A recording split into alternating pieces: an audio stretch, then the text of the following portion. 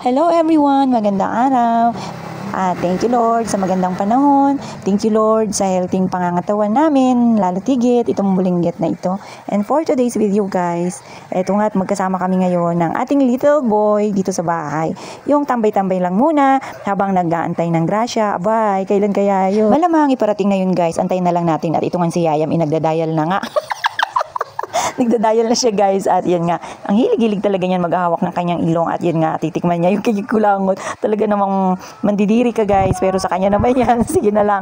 At ito nga si nanay guys, tingnan nyo at naiinip na nga rin yan siya. Gusto rin sigurong mag-aliw-aliw sa labas, kaya lang hindi nga makaalis dahil nga may mayari ni umalis tayo. At wala nga kasama itong si Yayam dito sa bahay na alam nyo naman, kaming tatlo lang din yung tao dito sa bahay at wala nga naiiwang ibang tao. Pagka aalis ako, kailangan maiwan si nanay. Pagka aalis si nanay, kailangan maiwan nga ako guys. At ito nga tingnan ni si Yayam. May naiisip na naman siyang mga kalokohan. Yun at sinimulan na naman niya mag-akyat-akyat. Pero pagka ito nga si nanay nagsaway sa kanya, talagang isang salita lang guys, isang sigaw lang guys. Talagang umalis na kaagad ng pwesto at ito nga tingnan niya. Nag-aayos nga pala kami guys doon ng kanal sa likod ng bahay namin, doon sa kabilang side. Kaya pinuntahan ko nga kanina yung aming kapitbahay para kako maayos din yung kanilang daluyan ng kanilang kanal.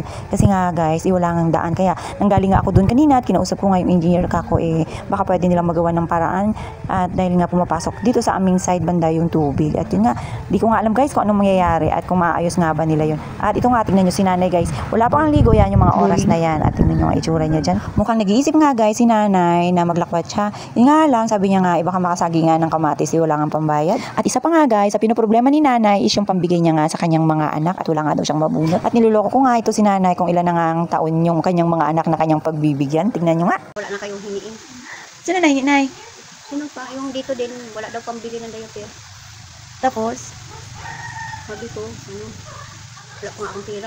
Tapos, sino pa nahingi? Yung panganay ko. Ay, bili daw niya ng gamot. Ay, sabi ko, ibili daw, natangkaso daw siya. Tapos? Sabi ko, kung may pera ko, bibigyan ko kayo mamaya pag may pera. Tapos na, sino pa maghanap na? muna ako ng ano. Sino pa na hingi sa'yo? Wala na. Sabi mo yung yung isa pa doon sa Negros, mag-asawa na lang siguro ko guys. Meron dyan guys. Sino pa na hingi na? Sino pa na hingi? Paano ko ito makapapustiso para maganda din ako. Wala guys, mukhang hindi na makakaipon si nanay guys. Mag-asawa na lang ako may pera. Yung hindi ka nga gumagastos no, pang iniipon mo pang papustiso. Para mauubos. Ano pa guys? Sino kaya na mag-sponsor ng pustiso mo? Sino kaya guys? Baka may kilala kayo. Oo guys, kasi yung iniipon ni nanay guys, mukhang nauubos na mukhang malulusaw na guys. Wala tayong magawa, ihingi guys. Oo, ganyan yung mga ano niya guys. Basta sa pagkain lang sa gamot, walang problema. Huwag lang sa luho. Ang luho, bahala ako doon. Hindi talaga ako magbigay. Pagkain, magbigay ako. Pero at yan nga, hindi naman halatang halata na ang bigat-bigat ng dinadala ni nanay. At yung kanyang kamay nakalagay pa sa ilalim ng kanyang baba.